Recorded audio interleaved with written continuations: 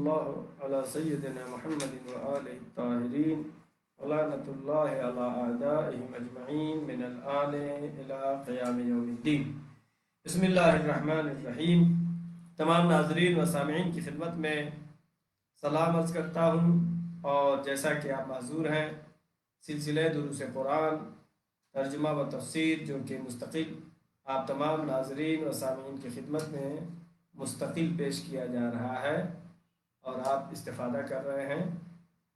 انشاءاللہ یہ سلسلہ دروس جاری رہیں گے، اور جیسا کہ آپ کو معلوم ہے کہ یہ درس شروع ہوئے، آج جو سلسلہ دروس ہے اس کا 61 درس ہے، اور ہم تقریباً جیسی بھی کوشش کرتے ہیں کہ 20 منٹ میں اس درس کو تمام کر دیا جائے، جس کا ہم نے نام رکھا ہے 20 منٹ قرآن مجید کے ساتھ۔ اب آیت نمبر 200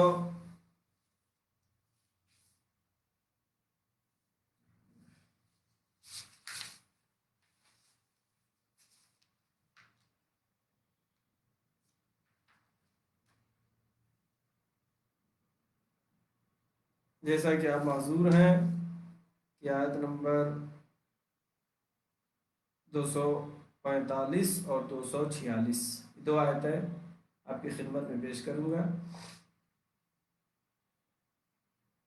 آیت نمبر 245، بسم اللہ الرحمن الرحیم۔ من ذا الذی یقرض اللہ قرضا حسنا یضاعفہ له اضعافا کثیرا واللہ یقبض ویبسط والیہ ترجعون۔ اس کا ترجمہ یہ ہوتا ہے، من ذا الذی، کون ہے، کون وہ ہے کہ جو یقرض اللہ قرضا حسنا، جو اللہ کو قرض حسنا دے۔ کون ہے جو اللہ کو قرض حسنا دے، قرض دے؟ اگر قرض دے گا تو فائدہ کیا ہے اس کا؟ فَيُضَاعِفَهُ، کہ اللہ جو ہے اس کا ڈبل کر دے گا۔ فَيُضَاعِفَهُ لَهُ، جو مال قرض میں دیا ہے اللہ اس کو ڈبل کر دے گا۔ صرف اتنا ہی نہیں، اضعافاً کثیرا، ڈبل، اضعافاً یعنی فَيُضَاعِفَهُ یعنی ڈبل، اضعافاً یعنی ڈبل کا ڈبل، کثیرا یعنی اور ہی زیادہ، اس سے بھی زیادہ، یعنی کئی گنا۔ معلوم یہ ہوا کہ قرض دینے کا فائدہ بیان ہو رہا ہے کہ قرض دینے سے برکتیں ہوتی ہیں، آپ کے قرض دینے کی وجہ سے آپ کا مال بڑھتا ہے۔ واللہ یقبض ویبسط، اللہ جو ہے یقبض، اللہ تنگ دست بھی کر سکتا ہے، کرتا ہے جسے چاہتا ہے، وَيَبْسُطُ، اور چاہے تو گشائش رزق دیتا ہے، زیادہ رزق عطا کرتا ہے، وَإِلَيْهِ تُرْجَعُونَ، اور سب کو اسی کی طرف پلٹ کر جانا ہے۔ یہ آیت نمبر 245 آپ نے ملاحظہ کیا۔ لہذا یہاں پر ایک سوال پیدا ہوتا ہے، مَنْ ذَا الَّذِي يُقْرِضُ اللَّهَ، کون ہے جو قرض دے اللہ کو؟ کیا اللہ کو قرض کی ضرورت ہے؟ اللہ قرض لے گا؟ لہذا مفسرین نے یہاں پر اس کی وضاحت فرمائی ہے کہ آیت کیا ہے؟ من ذا الذی، کون ہے، یقرض اللہ، جو قرض دے اللہ کو، قرض حسنہ دے، اللہ اس کو ڈبل کر دے گا۔ جیسا کہ آپ ملحوظ ہیں اور سن رہے ہیں دروس کو روزانہ، گزشتہ آیت میں جہاد کا حکم تھا۔ جہاد میں کیا مانگا جاتا ہے؟ جان۔ اس آیت میں کیا ہے؟ مال کے بارے میں، مال خرچ کرنے کے بارے میں سوال ہو رہا ہے کہ اللہ کے راہ میں مال کو خرچ کرو۔ البتہ یہاں پہ قرض ہے، قرض کے بارے میں۔ اور قرآن مجید میں یہ لفظ قرض تقریباً 7 مرتبہ آیا ہے، اور جیسا کہ تفسیر مجموع البیان میں ذکر ہوا ہے، اس کے چند وجوہات کہ قرض الحسنہ جو ہے انسان جو دیتا ہے وہ کیسا ہونا چاہیے۔ تو پہلی بات یہ کہ وہ مال جو ہے جس میں برکتیں ہوں گی فَيُضَاعِفَهُ لَهُ أَضْعَافًا كَثِيرًا، اللہ جو ہے اس کو کئی ڈبل ڈبل کا ڈبل اور بہت زیادہ بڑھا دیتا ہے مال کو۔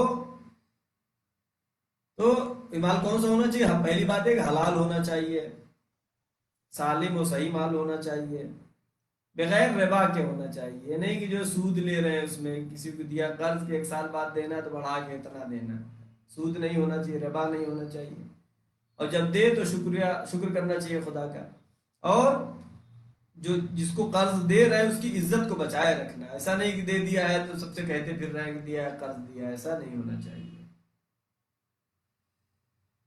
لہذا من ذا الذی یقرض اللہ قرضا حسنا، کون ہے جو قرض حسنا دے اللہ کو؟ کیا خدا کو قرض کی ضرورت ہے؟ نہیں، بلکہ یہاں پر بہت سے موارد ہیں جہاں پہ خدا بند عالم اپنی طرف نسبت دیتا ہے۔ فقراء کی عزت باقی رہے اس لیے اللہ کہتا ہے، یعنی کسی بھائی قرض کون لیتا ہے؟ جس کے پاس پیسے کی کمی ہوگی وہ قرض لیتا ہے، لہذا اللہ کے اپنی طرف نسبت دے رہا ہے۔ یا جس طرح صدقے کے لیے ہے، یا خود صدقات، حدیث میں ہے کہ صدقہ جو ہے اگر ہم آپ نکالتے ہیں یہ اس محتاج کے ہاتھ میں پہنچنے سے پہلے اللہ کے ہاتھ میں جاتا ہے۔ یہ کیا ہے؟ تاکہ اس کے مرتبے کو بڑھانے کے لیے، عظمت کو بڑھانے کے لیے، وہ احساس کمتری کا شکار نہ ہو، نہ قرض لینے والا نہ تو فقیر، عزت کو بچانے کے لیے۔ بہت اہم مسائل ہیں، البتہ اس میں سود نہیں ہونا چاہیے، قرض حسنہ جسے کہتے ہیں۔ لہذا مال کے خرچ ہونے کے بارے میں جیسے کہ ایک روایت ہے، پانچویں امام محمد باقر علیہ السلام نے فرمایا خمس کے سلسلے میں، امام فرماتے ہیں کہ جو خمس دیتا ہے میں ضمانت لیتا ہوں کہ اس کا مال کم نہیں ہوگا۔ امام معصوم گارنٹی لے رہے ہیں، ضمانت لے رہے ہیں کہ جو خمس نکالے گا، خمس میں جو پیسہ خرچ کر رہا ہے، میں گارنٹی لیتا ہوں کہ اس کا مال کم نہیں۔ امام معصوم گارنٹی لے رہے ہیں، کوئی عام انسان کی بات نہیں ہے۔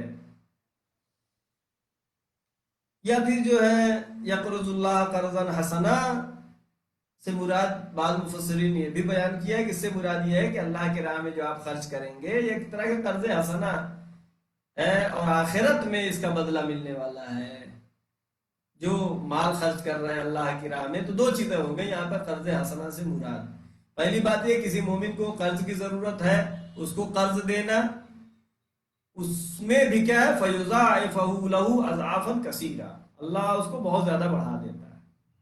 یا پھر جو ہے یہ قرض حسنہ، اگر یہ جو مفسرین نے یہ بھی بیان کیا ہے کہ دنیا میں جو انسان مال خرچ کرے گا اس کا اجر آخرت میں بہترین طریقے سے اللہ دے گا، کئی گنا بڑھا کے۔ لہذا دونوں یہاں پر مراد لیے جا سکتے ہیں۔ واللہ یقبض ویبسط، اللہ جو ہے رزق کو بڑھاتا ہے اور رزق کو گھٹاتا ہے، وإلیہ ترجعون، اسی کی طرف پلٹ کر جانا ہے۔ لہذا یہ ہم کو توجہ رکھنا چاہیے کہ اگر کسی کو قرض کی ضرورت ہے اس کو قرض دے، اس لیے کہ بہت سی روایات میں ہے کہ قرض دینے کا ثواب صدقہ دینے سے زیادہ ہے، 8 گنا، بعض روایات میں ہے کہ 8 گنا زیادہ ثواب ہے۔ یعنی کسی فقیر کو آپ مال دے رہے ہیں، مدد کر رہے ہیں، اس کا اتنا ثواب نہیں ہے جتنا آپ کسی کو قرض دیں، اس کا کام پورا ہو جائے تو آپ کو واپس کر دے گا، اس میں فَيُضَاعِفَهُ لَهُ أَضْعَافًا كَثِيرًا، اللہ جو ہے اس کو کئی گنا بڑھا دیتا ہے۔ اب پڑھیں گے آیت نمبر 246۔ أَلَمْ تَرَ إِلَى الْمَلَإِ مِنْ بَنِي إِسْرَائِيلَ مِنْ بَعْدِ مُوسَىٰ، أَلَمْ تَرَ، کیا تم نہیں دیکھتے ہو؟ یعنی تاریخ کو دیکھنا چاہیے، تاریخ پہ توجہ دینا چاہیے۔ أَلَمْ تَرَ إِلَى الْمَلَإِ مِنْ بَنِي إِسْرَائِيلَ، بنی اسرائیل کے بارے میں کیا تم نے نہیں دیکھا؟ کیا نہیں دیکھا؟ من بعد موسیٰ، جناب موسیٰ کے دنیا سے جانے کے بعد، یعنی جناب موسیٰ نے بنی اسرائیل کو نجات دیا، فرعون سے مقابلہ کیا، فرعون ختم ہو گیا، اب اس کے بعد بنی اسرائیل آرام سے زندگی گزار ہی رہے تھے۔ کیا ہوا؟ من بعد موسیٰ، جناب موسیٰ کے بعد اذ قالوا لنبی لہم، انہوں نے نبی سے کہا، کون سے نبی سے؟ لہم، جو نبی ان کی قوم میں تھا۔ تو یہ بات پہلے بھی ذکر ہوئی ہے کہ انبیاء جو تھے کچھ کسی قوم کے لیے تھے، کسی علاقے کے لیے تھے، اور کچھ انبیاء جو اولو العزم ہیں وہ پوری کائنات کے لیے تھے، جو صاحبان شریعت تھے۔ یعنی دین اسلام جناب آدم سے شروع ہوا، صاحب شریعت 5 اولو العزم انبیاء اور اس کے علاوہ بقیہ نبی۔ یہ نبی اذ قالوا لنبی لہم، جب انہوں نے کہا اس نبی سے کہ جو کہ ان کے یہاں نبی تھا، اس قوم کا نبی تھا، کیا کہا؟ لَهُمُ ابْعَثْ لَنَا مَلِكًا نُقَاتِلْ فِي سَبِيلِ اللَّهِ، ہمارے لیے ایک بادشاہ معین کر دیجئے، ایک سردار معین کر دیجئے، تاکہ اس کی قیادت میں ہم نقاتل فی سبیل اللہ، اللہ کے راستے میں ہم جنگ کریں۔ انہوں نے آ کر کے نبی سے کہا، جن کا نام ہے شمویل، حضرت شمویل علیہ السلام، ان سے آ کر کے کہا کہ ہمارے لیے ایک بادشاہ معین کر دے تاکہ ہم اللہ کے راہ میں جنگ کریں۔ قال هل عصیتم ان کتب علیکم القتال، کیا هل عصیتم، کیا تم ایسا بھی سوچتے ہو، یہ احتمال دیتے ہو، ان کتب علیکم القتال، جب تمہارے لیے جنگ لکھ دی جائے، جنگ جانے میں جب تیاری، جنگ جانے کا وقت آ جائے، ہم سردار معین کر لیں، بادشاہ معین کر لیں، اب وہ جنگ کرنے کا حکم دے، ان کتب علیکم القتال اللہ تقاتلوا، اللہ تقاتلوا، کہ تم جنگ پہ نہ جاؤ، کہیں ایسا تو نہیں تم دعا تو کرا رہے ہو اور اللہ بادشاہ بنا بھی دے اور پھر اس کے بعد بھی تم جنگ پر نہ جاؤ۔ قالوا وما لنا الا نقاتل فی سبیل اللہ، قالوا، تو سبوں نے کیا سب کہنے لگے، سبوں نے کیا کہا؟ وما لنا، ہم کیوں نہیں لڑنے جائیں گے، اللہ نقاتل، کیا وجہ ہے کہ ہم فی سبیل اللہ، اللہ نقاتل فی سبیل اللہ، وما لنا، کیا وجہ ہو سکتی ہے اللہ نقاتل، کہ ہم قتال نہ کریں فی سبیل اللہ، اللہ کے راستے میں، اس کی وجہ کیا ہو سکتی ہے؟ ہم تو چاہ رہے ہیں کہ جائیں اللہ کے راستے میں قتال کریں، کیوں؟ وقد اخرجنا من دیارنا وابنائنا، وہ بادشاہ جو ہے، جو ظالم بادشاہ ہے جس سے لڑنے کے بارے میں بات چل رہی ہے کہ ایک بادشاہ معین کر دے، اس نے کیا کیا ہے؟ قالوا، ہاں، وقد اخرجنا من دیارنا، اس نے ہم کو ہمارے شہر سے نکال دیا ہے، وابنانا، ہمارے بچوں کو دربدر کر دیا ہے، ہم لڑیں گے کیوں نہیں، ضرور لڑیں گے۔ یہ وعدہ کر رہے ہیں بنی اسرائیل جناب موسیٰ کے بعد۔ فَلَمَّا كُتِبَ عَلَيْهِمُ الْقِتَالُ، جب ان کے اوپر جنگ لکھ دی گئی، یعنی بادشاہ معین ہو گیا کہ آپ جاؤ لڑو، تَوَلَّوْا، پھر انہوں نے سر پیچھی کیا، إِلَّا قَلِيلًا مِّنْهُمْ، لیکن بہت کم لوگ جو کہ جنگ کے لیے تیار ہوئے ہو گئے۔ وَاللَّهُ عَلِيمٌ بِالظَّالِمِينَ، اللہ ظالمین کو خوب اچھی طریقے سے جانتا ہے۔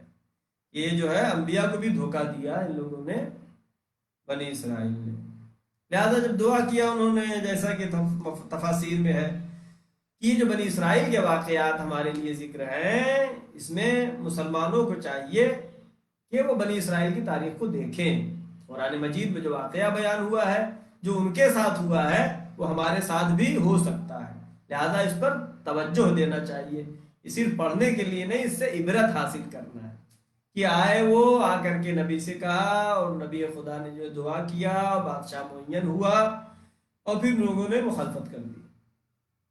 کیا امت محمدی میں ایسا ہوا یا نہیں ہوا؟ اگر نہیں ہوا تو اچھی بات، ہوا ہے تو پھر اس سے آگے بچنے کی ضرورت ہے، لہذا مسلمانوں کیا چاہیے کہ وہ عبرت حاصل کریں تاریخ سے۔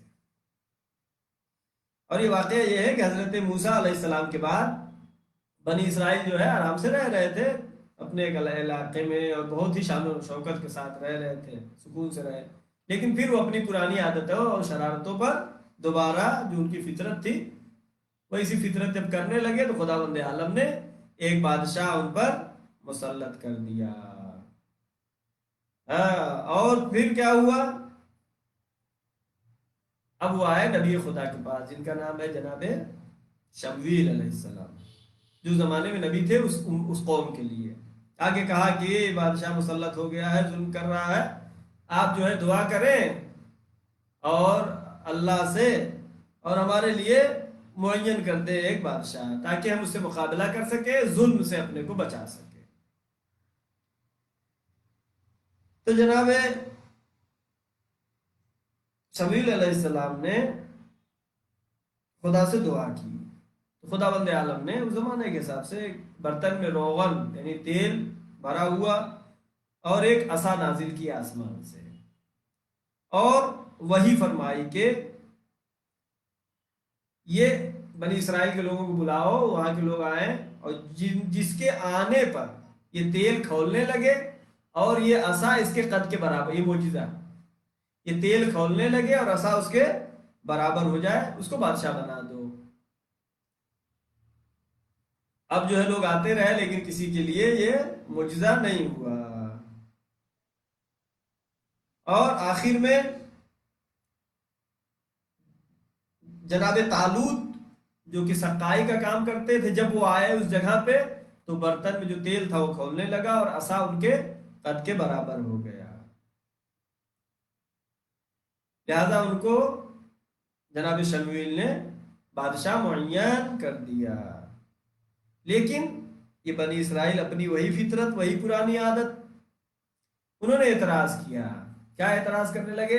کل کی آیت میں اس کی توضیح اور آئے گی، آج مختصر بیان کروں۔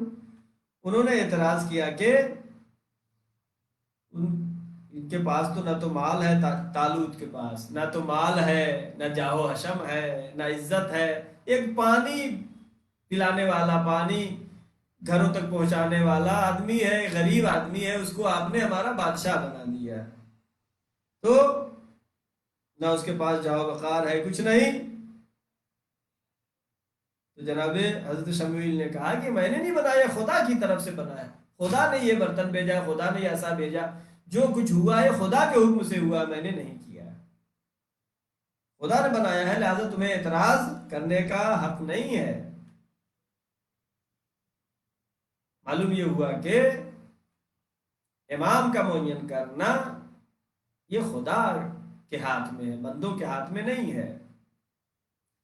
لیکن امت اسلامی میں بھی ایسا ہوا کہ رسول اللہ جس کو اپنا خلیفہ و جانشین معین کر کے گئے تھے، امت نے ان کو نہیں مانا۔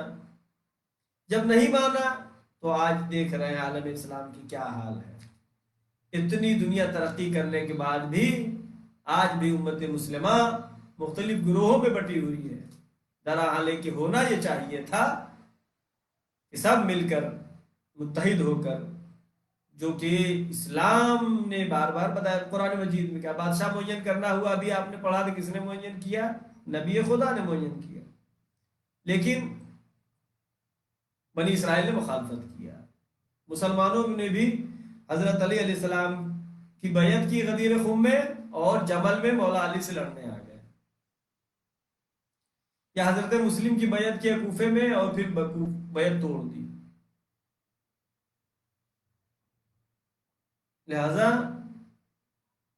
ہم کو ہمیشہ دعا کرنا چاہیے کہ پروردگارا ہم کو ان میں قرار نہ دے کہ جنہوں نے بیعت توڑی ہے۔ ہمیں جس طریقے سے بنی اسرائیل نے جناب طالوت کی مخالفت کی اور ان کے ساتھ جب حکم ہوا جہاد کا تو جہاد کرنے نہیں گئے، ایسا نہ ہو کہ ہم ان میں سے ہوں کہ جب معصوم ہم کو حکم دے تو ہم حکم کی مخالفت کریں۔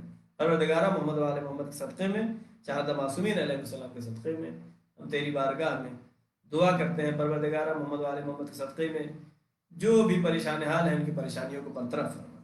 پروردگارا محمد والے محمد کے صدقے میں، شہادہ معصومین علیہ السلام کے صدقے میں، معبود ہم جو بھی یہ قرآن مجید ترجمہ و تفسیر کے ساتھ مختصر روزانہ تلاوت کر رہے ہیں، پروردگارا اس کا ثواب جو بھی حاصل ہو تمام ناظرین و سامعین کے مرحومین مومنین و مومنات کو سارے ثواب فرما۔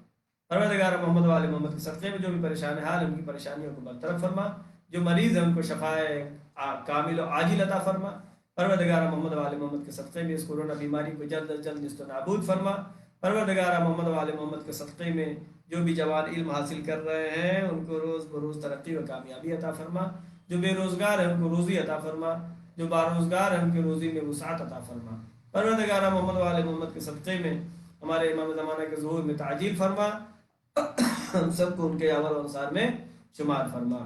وآخر الدعوانا ان الحمد للہ رب العالمین، والسلام علیکم ورحمۃ اللہ وبرکاتہ۔